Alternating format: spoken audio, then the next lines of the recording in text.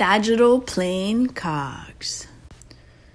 All right, so the first thing we're going to work on is the pelvic movement. Remember, we have anterior, top going forward, and when you do that, you want to think of the belly as going down, weight shifting a little forward into the front of the feet. And then when you go posterior, remember not to bend your knees, keep your legs nice and straight, top of the pelvis goes back. So just nice and easy, go forward and backward. Again, pay attention to those legs when you posterior tip. Don't let them bend. And when you go forward, don't allow your weight to be pulled back into your heel. So it's going to end up being teeny tiny little movement. All right, now rib cage, top of the ribs. Think of moving through like the center of your rib cage as if you had a pole going through from the right and the left.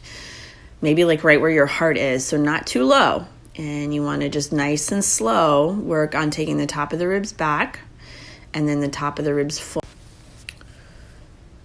All right, so nice and easy. Again, think of relaxing the breastbone down. Try not to move your pelvis forward or backward as you do this. And then we have the head, and it's kind of hard to see here, but I'm putting my fingers in my ears, and I'm just tipping my head forward and backward, imagining, and my fingers are the axis upon which I'm spinning. Again, keep it nice and slow. Pay attention to a dropping motion, especially when you go back. And then you can tie it all together. Again, this is kind of hard to do without a wall or the floor, so feel free to do the full spine cogs up against the wall or on the floor. Always a good thing to practice and work on. Moving away from the wall, of course, being kind of like the harder way to do it. You have to move really slow and quiet.